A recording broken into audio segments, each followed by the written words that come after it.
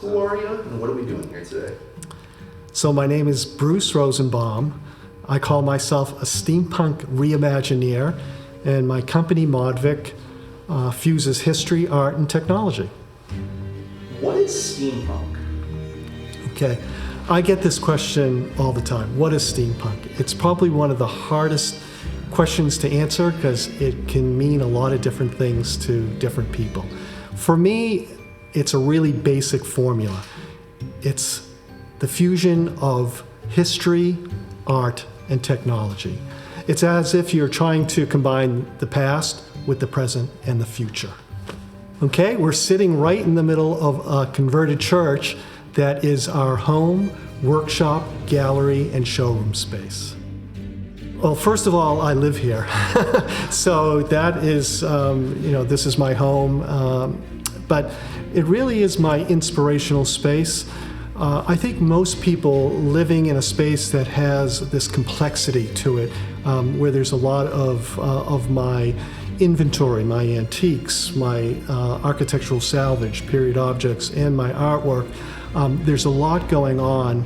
And even my wife has a little bit of feeling like she's overwhelmed, and I understand that.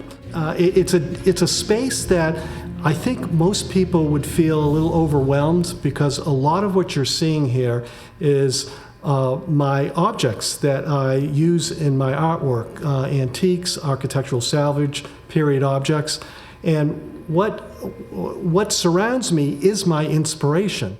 Our bedroom is what the church had as its stage, where they would have plays, and so I feel like every morning I'm coming off a play, and I'm just going out and thinking, okay, what is my goal today in terms of my artwork?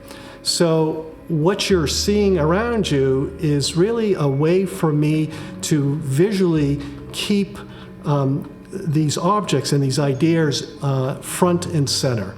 I've learned over the years that if things are hidden away, if they're in boxes, if they're kind of stored out of sight, it's out of sight, out of mind. And so having things out so I can see it, as I'm starting to think about ideas, I'm concepting, I'm trying to bring the pieces together. Everything's here for me to be able to start to think about the process. Why steampunk, and why build the things that you build? Right. Okay. Why steampunk? Why is it important to me?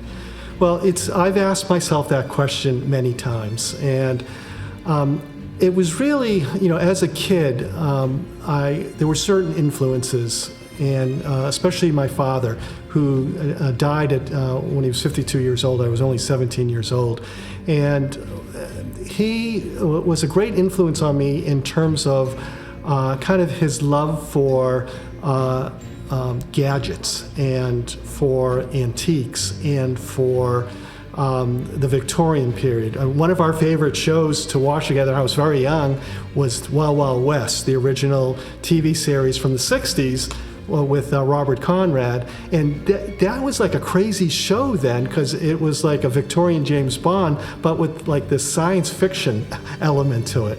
And I had like this vision of like someday being like Jim West in Artemis Gordon in a train, kind of traveling and making things and saving the world.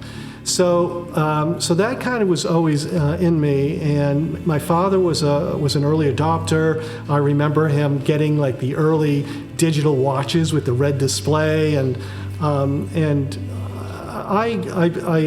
I kind of look back at that as a way to feel like, what was attracting me to what steampunk is. And I always considered myself a creative problem solver. So I was always like thinking, I hate to use the expression, out of the box, but it was ways to think about how to solve problems in an innovative way.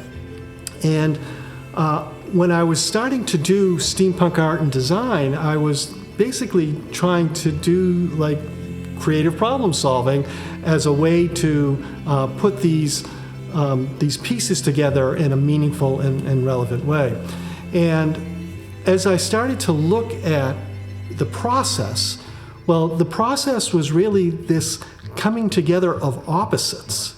That was really the main thought process in terms of how I was coming up with my ideas and my visions. So what are the opposites in steampunk art and design? Well, you get the past with the present or future coming together. Art and science, although a lot of people don't even think those are opposites, but many do. Form and function, man and machine, the biological and mechanical, the familiar and novel. It's all about opposites coming together, and I found this philosophy called Janusian thinking. Janusian thinking comes from the Roman god Janus, the god of doors and gateposts. And basically, it was in the 1970s, a researcher named Albert Rothenberg coined the term Janusian thinking because he was really interested in how do great creative problem solvers, visionaries, inventors think? What is the process? Because if we understand the process, maybe we can, teach it. So he found that, there was a pattern happening with great creative problem solvers and inventors. And that was that most of them were not linear thinkers. Linear thinkers is, okay, I have a problem identified, point A, I am now going to come up with a solution, point B, and you draw a straight line. That's linear thinking. These people were divergent thinkers. They were basically opposite thinkers. So it's not problem solution, it's problem in the center, and then you purposely come up with two opposite solutions. It's an intentional exercise. And then once you get your opposites, then you figure out a way to fuse those opposites together. You synthesize and bring them together for the best solution. I'd love to bring up a simple example of this, which it's a tool that we all take for granted, which is the modern hammer. Well, the modern hammer didn't always look the way it does as a modern hammer. When it was first invented, it only had one purpose and one purpose only, and that was to bang a nail or bang something into something else. It wasn't until later someone came up with this Janusian kind of inventive thought, well, why don't we give the hammer its opposite function in the same tool? And that's how the modern claw. So now this tool bangs in nails, and then it also takes nails out. Really great solutions have opposites together. So I had this kind of realization that what I'm doing is a wonderful life skill. And as I started to get better at this, I was working with especially kids, either on the autism spectrum, atypical kids or neurotypical kids, and teaching them how to think in opposites. One of the other aspects that I love about what I do is, by nature, I'm collaborative. I love to work with others. I feel like my work exponentially improves when I'm working with others, the right people who have the right skill sets.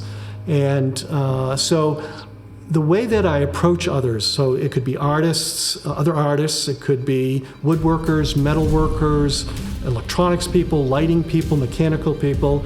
I like to bring the team together, depending on the complexity of the project and what skill sets are needed, to create something that is going to be more than the sum of its parts. So, and I love to teach that to kids too, in terms of how to work well with others, how to talk nicely, how to get input and feedback and all that, because really this is a process of invention and innovation. That's what I'm doing with my artwork. And great invention and innovation happens when working with others. It's not a kind of a solo affair. And I think there's a representation, especially by kids, of the grand inventor, like Thomas Edison inventing the light bulb by himself and making millions of dollars. It really doesn't work that way. It works in a team. And then finally, one of the amazing aspects of steampunk art and design, and this is what really floors me about what I do, is that this art form has really ways to help people improve their lives with critical skills. So creative problem solving, collaboration, and the last one, resilience. So the very act of what I do. So, part of my process is having this open mind. It's called flexible thinking versus rigid thinking. Flexible thinking is when you're looking at something, you understand why that's there, what it was made for or designed for. But now a lot of these objects, their time has passed them by. Technology has passed them by. They don't really have a function anymore.